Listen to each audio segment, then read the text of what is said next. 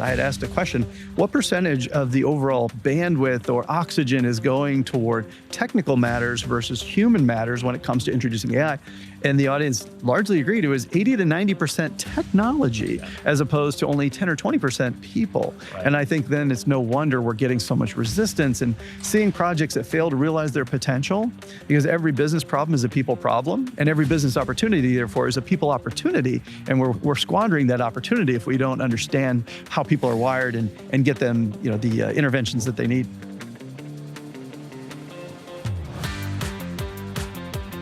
Hey everyone, welcome back to another episode of WorkTech Weekly. I'm Steve Smith, Managing Director of Growth at RepCap.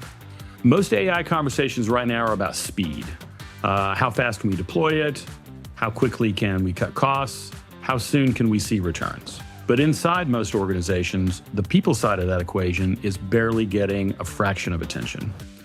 Executives are pushing hard, employees are overwhelmed, and managers are stuck in the middle, expected to hold everything together with almost no support. In this conversation, I'm talking to Matt Poepsel, Vice President and Godfather of Talent Optimization at Predictive Index. We'll get into that title a little bit later. Predictive Index has been in the business for 70 years of understanding how people are wired at work. At its core, the idea is simple. Align your people strategy with your business strategy. In practice, that means giving organizations the behavioral data and the tools to make talent decisions about who they hire, how they manage, and how teams work together. In this conversation, we talk about why AI deployments are failing, what managers actually need to lead people through uncertainty, and how behavioral data changes the quality of advice you can get from AI tools. We also get into what's happening to early career workers right now, and whether HR has a real shot at becoming a strategic force inside organizations. We recorded this one at Transform 2026 in Las Vegas, working outside on the deck at the Wynn, overlooking a golf course that, sadly, neither of us had time to play. Matt was busy speaking and running the sessions, and I was busy talking to guests like him. But with all that said, let's get into it. Hi, I'm Steve Smith with the WorkTech Weekly podcast, and I'm joined by Matt Poepsel, the Godfather of Talent Optimization from the Predictive Index. Welcome. Thanks, Steve. Appreciate you having me. All right, so I want to start with the title, The Godfather. Yeah. Where did this come from? I assume that it's not, making an offer you can't refuse. It's more hardest working man in show business kind of thing. Exactly right. About 2018, we decided to codify talent optimization as a formal discipline. And at that time, I had my hands on a pretty important architectural role within that. And so the title just stuck. People loved the energy behind it, and I'm more than happy to represent it. And so talent optimization, how do you define it? Yeah, basically aligning your people strategy with your business strategy to produce a superior business result. That's how I define it. And when we think about it, there's so much looseness when it comes to, well, how do you get the people part right in a business? Oh, you'll get 15,000 frameworks. Right. So we wanted to really codify something that lives at that intersection between the HR discipline and people practices that are so essential, and then also the business function of what actually creates value. And so I had the good fortune to attend your session here yesterday, and I thought it was a fascinating conversation on a lot of levels. I think that, one of the things that jumped out at me in that conversation was, and I think this ties back to a little bit of the Predictive Index does, is understanding what is it about, people, behavior, motivations, communication styles. Do you find that typically that's a missing element in this conversation? And do you see, Predictive Index customers better able to dial into some of these changes because they have that data available to them? Yeah, I really love any chance I have to talk to HR professionals because I think they have a very challenging existence, if you will. And it comes down to the fact that when you think about how much the tectonic plates of work are shifting, they're really caught in the middle of these two grinding forces, if you will. Executives that want to go fast and change things, an employee base that's already overwhelmed. So it's never an easy environment. Right now, it's particularly challenging. But to your point, when it comes to the average manager, doesn't get a lot of training anymore when it comes to how people are wired, really what their natural preferences are. And that's where we find that clients of the Predictive Index that have data and analytics to help demystify the people process, that's a powerful thing. Well, and it's interesting because it already seems to be kind of an emerging theme at this conference to talk about, kind of the plight and the responsibilities of the line manager, because they're really kind of bearing the brunt of everything that's going on, from downsizing and cost efficiency to AI deployment. What are you seeing and experiencing with your clients regarding, and has there been a change in their awareness on what's going on with line managers? Yeah, I think it's always been hard to be a manager because you're trying to juggle so much at once. And in this frame, it's particularly challenging, especially if people are absorbing a lot of these workplace tensions, if you will. Right. And so when you look at how fast we're moving or the nature of the uncertainty that's in the environment, then they just absorb that. And so the reality is that for a manager, if you don't have real insight into how to lead people, how people are going to respond to your leadership style, for example, it's not going to turn out well. So when they turn to HR as counterparts, that also doesn't happen as regularly as we might like. Right. And I think that a lot of times business people have this misinterpretation that HR is a support function. They're transactionally there to help me when I need, very administrative things. And that couldn't be further from the truth. Well, I think what to me is kind of interesting is that points to, several of the problems that are occurring in real time right now, which is, number one, access to the data. There was someone who was sitting at my table where you had the question about the, previously high-performing team, is going through some turmoil, and it's just like, how do you kind of synthesize all of this data? And one of the people was saying, usually the problem is not there's not enough data, it's how do you get the data into something that's actionable with the manager at that point in time. And so, how do you think that HR needs to be approaching that question? Yeah, the HR team owns the entire employee life cycle if we look at it as a process. So when you think about the selection time before they're employees at all, we collect a lot of data about candidates. We want to understand about their work history, we want to understand their behavioral types, we want to understand lots of things, their values perhaps.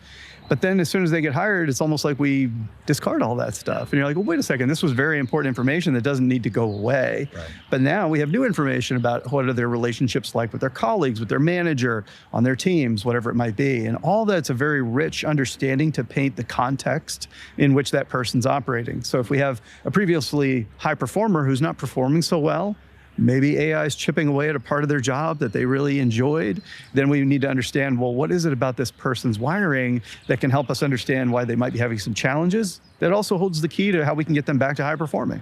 And so tell me, how did this become a passion for you? Why do you do what you do?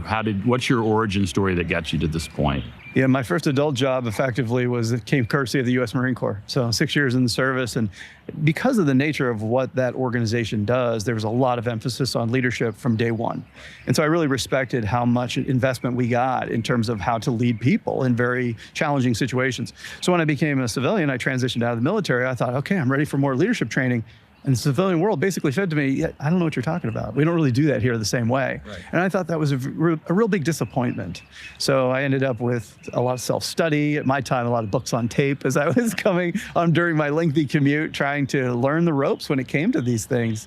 Eventually got my PhD in psychology to study coaching and leadership at the highest levels, because what I came to realize is we spend so much time at work, and for everything we know about people and everything we know about work, it's almost non-existent. How can we create workplaces that make work better so that people feel better, they go home to their families better, they're excited about the work they do every day? That's very much possible, Steve, but it doesn't happen very often. And what's getting in the way right now is other than just everything? Yeah. A lot of it comes down to the natural tension that's taking place between whether it's an executive team that wants to move fast, employees who are losing trust. They might go on LinkedIn and see companies laying off thousands of people at a time in the name of efficiencies. Or if it's a Gen Z person who can't get their first foot on the rung of that corporate ladder because people are hesitant to hire now because let's see what AI can do first. All of these things create this sort of fear and anxiety, this distrust. And in many cases, I call it a misinterpretation about the nature of work itself. So we have to cut through a lot of that if we're going to get to a more productive place. I think what's interesting is when you look at a company like the Predictive Index, it's just like, we're talking about AI and we're talking about release cycles that are, measured in weeks rather than months. And so there's sort of this idea that all of the innovation is coming from these companies that just sprouted out of Silicon Valley. But Predictive Index, 70-year-old company, a rich heritage. You're very much on the forefront of what's going on with AI. Tell us a little bit about that. How is a legacy company made that transition? Yeah, really excited in order to take advantage of all the AI capabilities that we have today, but without moving away from that 70-year history, as you mentioned. You're talking about millions and millions of assessments that we have done over that 70-year period, understanding hundreds of thousands of jobs. So we have this great purview from which we can build off of. And now when these new AI tools come in, and there's a lot of excitement around the ease of use that comes with being able to have a more conversational mode of saying, I'm about to go into a meeting with this coworker of mine based on who they are, based on who I am. How can I really make it the most productive meeting possible? Those things used to require specialized knowledge or access to data in a certain way.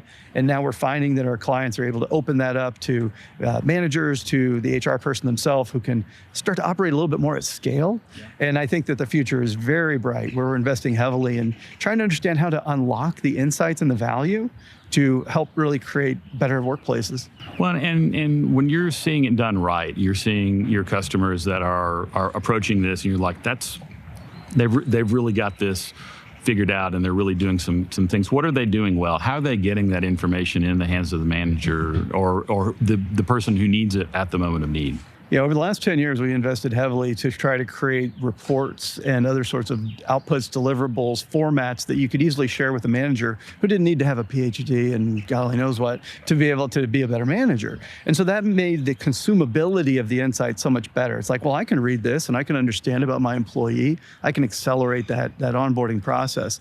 AI now takes that to the next level where we're able to ask more insightful questions. It's not just a static report, it's now a conversation that we can start to gain more of that context. So I think the most successful customers are the ones that don't leave that foundation of the behavioral rigor, the understanding of that deep people science that goes into all of our products and really needs to be a part of a responsible workplace, but builds on top of that this layer of usability and the dynamism of being able to have a conversation and really start to unfold, like, what's the best response? We have to remember that every aspect of management is about a decision. How do you make a better decision based on the available data and based on the context of that situation?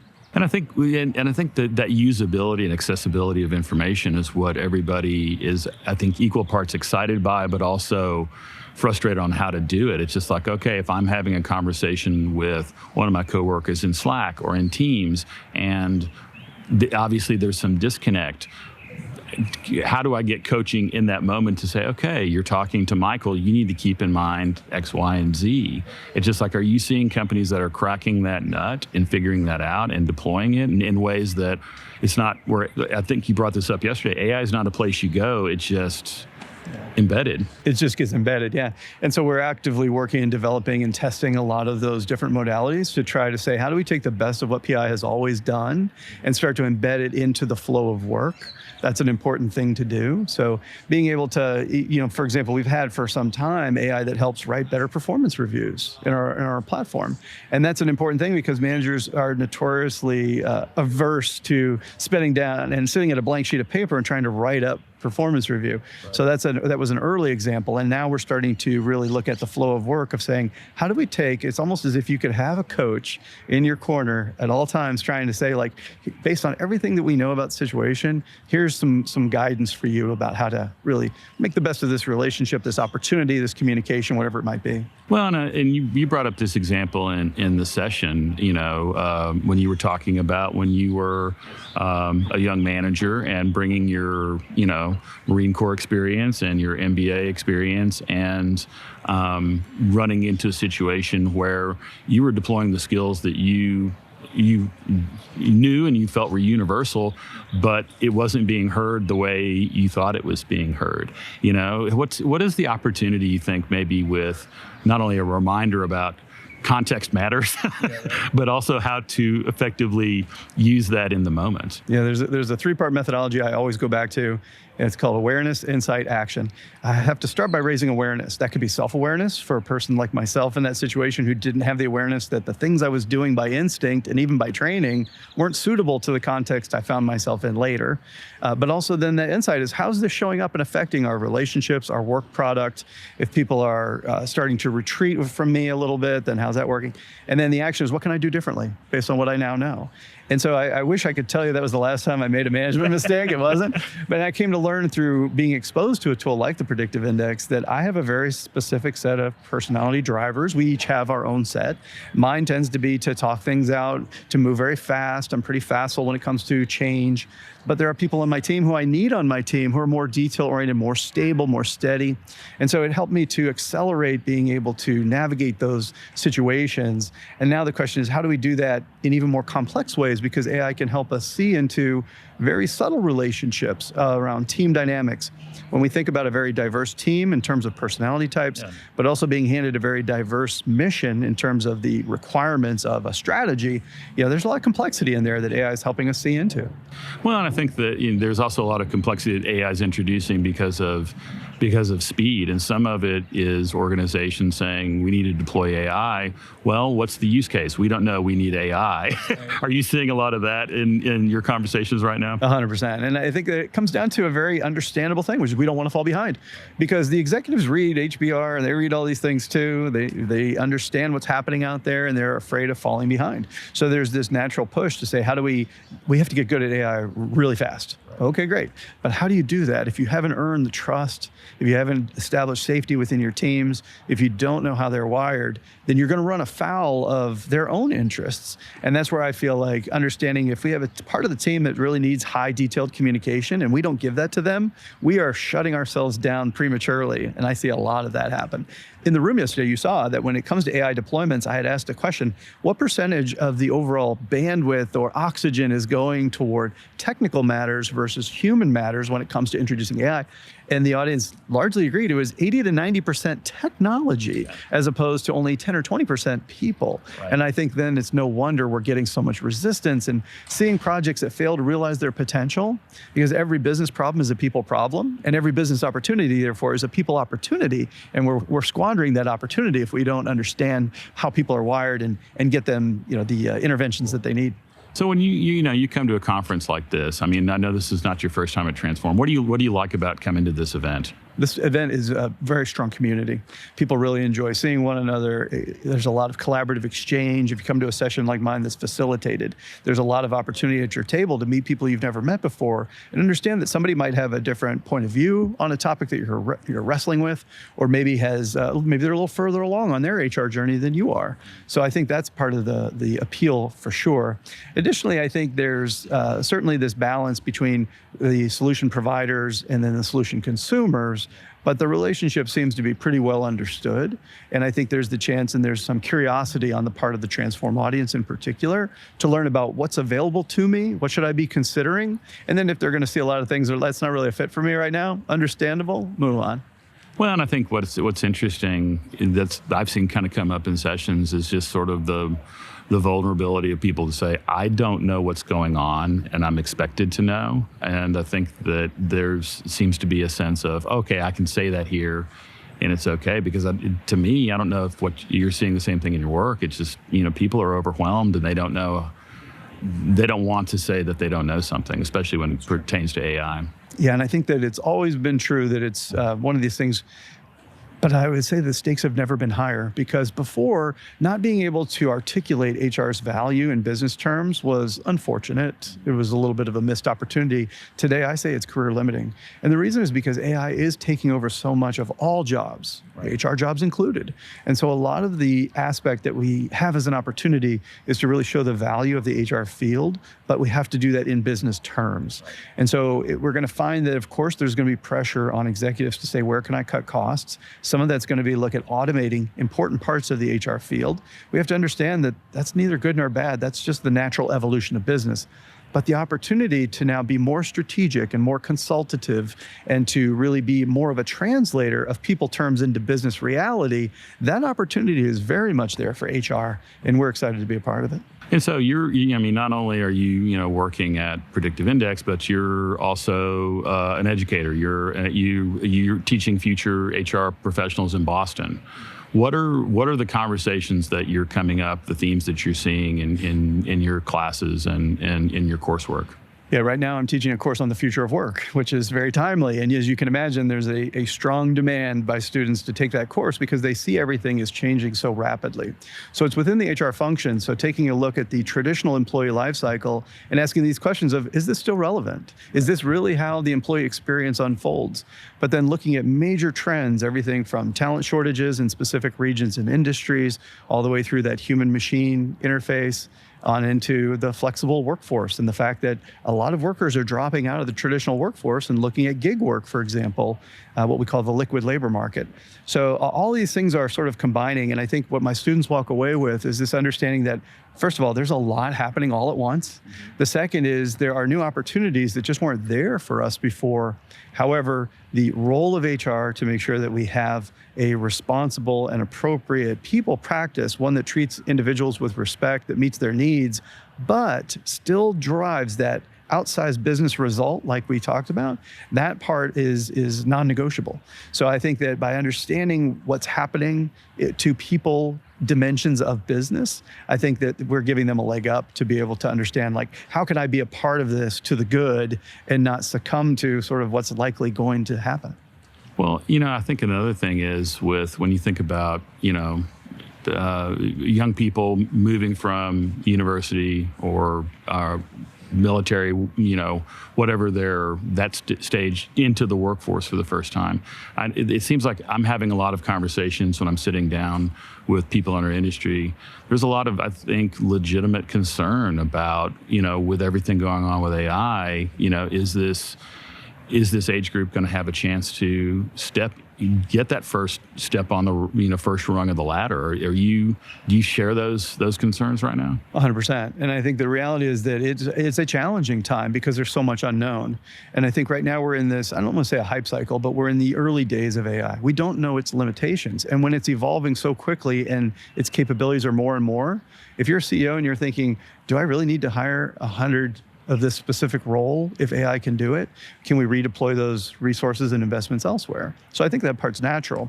But the reality is that there's always going to be an opportunity for people to come in if they can add value to the economic output of any firm, basically. So I think that the nature of how that happens is going to change. But the reality is that right now, I think there's a couple of confounding factors. One is the fact that the AI investment is undetermined, how much it's going to impact what we need. The second is that boomers, Gen Xers, not retiring as quickly as before because our lifespans are being extended. There's a lot of uncertainty. People are staying in the workforce, which means that the middle of the organization isn't able to be promoted and move up. So then all of a sudden we're like, okay, you're clogging up the pipeline, so to speak. So there's a lot of this perfect storm happening against people who are trying to transition into the workforce. In certain ways, this can happen to mothers who stepped away for a bit, who have to come back to work and decided that they want to get back in. And so there's so many different sort of populations or subgroups that are being impacted and having a hard time re-engaging. And I look forward to AI helping us solve part of that problem as much as it's creating that problem right now. Well, I mean, another thing, I guess, with the youngest cohort in the workforce is it's become fashionable to bash Gen Z as not ready for the workforce or not having the soft skills or this, that, or the other. What's your take on that bashing? Yeah, I think it's always, whenever there's a new generation to enter the workforce, there's always some level of agita about absorbing it. And so I don't think it's that part of it's not new to Gen Z. I continue to learn from Gen Z leaders around me every day because the reality is that they also, if you look at the transcripts and you say, what do you want? And they say, well, I want to balance my work and my life. I want to have healthy boundaries. There's nothing there that you would really argue with. Just because we haven't figured out how can you have those things and still meet kind of our outdated standards of what work looks like. Right. So I think there's going to have to be a lot more what I would call partnership. And I love reverse mentoring, where people that are more experienced like myself can learn from Gen Z and vice versa. And I think that we have to be honest too, that Gen Alpha is right on their heels. It's only going to continue. And the first generation beta babies have been born. So it's like the train never really stops. But I think that it's more healthy to understand, like, how do we meld together all of these generations in a constructive way and make sure that we can honor the values that each brings, but we can find a more harmonious way of working together. I don't think Gen Z bashing or the reverse, we see that can happen the other way too, of saying, well, boomers and Gen X, they're not very good at this new technology, or they're not agile enough to kind of adjust to these changes. Also not patently true. However, the way we do it might be different. Right. So I think there is an adjustment, and there's a need to work together on that. Well, and it seems like I think a lot of the conversation that I'm hearing regarding AI is like, okay, we don't want it replacing the judgment and the experience in our workforce, but we want it kind of automating the rote tasks that used to fall on junior members. My first job was in a newsroom as a clerk, and there wasn't one thing that I did other than reloading the fax machine that AI probably couldn't do faster and better now. How are they going to get that start if we're automating all of the opportunities out of the way? Yeah, I think the need for creativity, for innovation, for that critical thinking, that human judgment is going to be the nature of the jobs that are still very much in vogue in the future. I mean, we can look to the history of robotics too, because a lot of people that were on assembly lines, bristled at the fact, well, first of all, we treated them during the Industrial Revolution like they were machines, and we started to measure every aspect and ergonomically tried to optimize every aspect of what they do. And then eventually, I think that, we found a way of introducing robotics, but still having valuable other jobs that kind of surround that. And now even in heavy industry, they talk about how do we take, somebody who worked on the assembly line to now address the robots that work on the assembly line. Yeah. So I think it'll create new jobs too. But for young people, I think always follow the money. Always understand where is value creation. And the seat of value creation has shifted whenever we find that a robot can do a physical task or a generative AI can do a certain, currently a lower class, but it'll get bigger, of cognitive work. Then I feel like there's still value that's just being shifted and translated in different ways. I think going after yesterday's jobs is kind of a losing throw, but I feel like there will be new opportunities to get our workforce working again. Well, I mean, another thing that seems to be coming up in a lot of conversations is there's a sense among some business leaders that the type of skills that we need to succeed with AI are different than the type of skills in the pre-AI era. That we need, you need the creativity to come up with a effective prompt to think things through. Do you agree that maybe some of the skills that we didn't value as much, 5 or 10 years ago are becoming more mission critical now? Or is it, it's just skills are always going to vary by, seniority, role, job type, and industry, and this is just another take on this. Yeah, it's kind of a mixed bag, isn't it? I mean, when did we stop teaching typing classes in high school? Because the reality is that what was new at one time, like even computers were at one time, it just got absorbed into the fabric of how work is done. So, and I think that employers have to carry some of the blame here too, because the reality is we don't necessarily do a great job of defining the actual work that needs to get done. When you look at the future, the most important and dangerous work that gets done is team-based work, because it's the more collaborative knowledge economy than we've ever seen. You can throw as much technology as you want, but humans are the remaining competitive differentiator. So when you start to see the complexity of tasks going up, when you start looking at the cross-functional nature of what we produce, when you look at the need for collaboration, that means there's valuable skills just with people who know how to have strong interpersonal skills. And so one aspect of those people's jobs may be going towards writing tasks that can be done by AI, but the opportunity to get humans working constructively with other humans, that's now at a premium. So I feel like there's this opportunity to really do a better job as employers of saying, here's what we actually need. Here are the opportunities that we're seeing. And then look at the behavioral tendencies of people to do part of that matching, because skills can be learned. Right. And information is plentiful and access to AI is becoming pervasive, but who you are and how you're wired, that's not going to change. So I feel like when you know that, then you can start to make better choices about who can succeed in this role. So I think that's an opportunity that we have. Well, I mean, speaking of making better choices and making good choices, I mean, one of the things you brought up in the session yesterday is using, data that's tuned to your context and your organization versus I'm going to go to ChatGPT free version and say, okay, I've got this coaching thing, go, and then maybe that's not the best way to approach that. Yeah, 100%. And I think it's true too that if you think about the AI is only going to know what I put into it as input. Well, my read of a situation or a team dynamic is really from my view. I don't know scientifically the nature of the people who are around me. So if I'm feeding the AI my slanted view of the situation and it's responding, give me advice, that's not good advice. So I feel like this is where a more responsible set of context would say, okay, if you could have an AI that had the understanding about the players involved, for example, like in our world, this would be behavioral insights. If we know the behaviors and the drives, the needs of everybody on that team, that piece of advice is going to have a lot more context to it, and it's going to be better advice for that reason. So I think that's why we're such stewards of honoring what we know about people. And the reality is that generic AI can't do that. Right. And you're seeing your customers handle that better because they have the insights that you're bringing to the table. Exactly right. And so then you can think about the advice that you get or some of the helpful part. I think it's great that they're using AI tools to do that because it really accelerates the application side. Help me word this email to Bob. Okay, well, you have to tell me a little bit about Bob. Right. But in PI's world, no, you don't, because we already know about Bob. We know which team he's on. We know so much about the organizational context. The advice you get is therefore going to be that much more accurate and useful. Well, I really appreciate the time that you've given us here today. What, as you're looking at the rest of your conference and going from here, what's something that excites you about the possibility or opportunity right now? It's easy to kind of get caught up in the negative that's going on around us, but what are you excited about? Here at Transform specifically, the opportunity to elevate HR. I think I'm seeing HR in too many organizations getting pushed to the boundary, which is saying that well, we're here to talk about business. We don't need to invite HR to this meeting. I'm like, oh man, you're talking about every decision that's going to impact the people dynamic.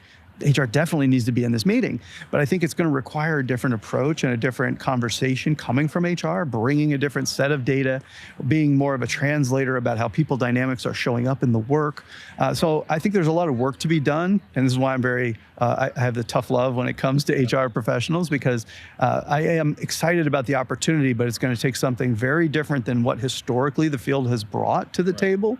But I know we can do it. I know that the opportunity to really lean into the people side of it, but using tools like these new AI capabilities and grounded science that's been proven for 70 years, I think I'm excited about that opportunity to really elevate HR to where its rightful place.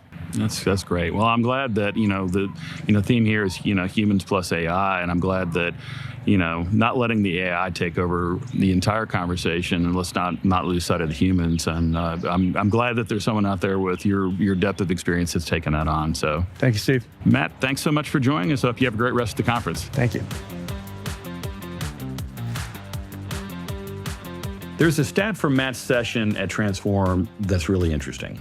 When he asked the room how much of the energy in a typical AI deployment goes toward technology versus people, the audience landed at 80 to 90% technology, maybe 10 to 20% people. And yet every business problem is a people problem. Organizations are investing heavily in the tools and almost nothing in the conditions that determine whether those tools actually get used well. The trust, the communication styles, the team dynamics, the individual wiring that shapes how people respond to change. Matt's argument is that behavioral science doesn't get weaker when AI shows up, it gets more important. When the quality of the advice you get from any AI tool is only as good as the context you feed it, and most of that context, who people are, how they're motivated, and what they need to perform, that's not in your CRM or your HRIS. It lives in the people data that too many organizations have already collected and quietly set aside. That's worth paying attention to.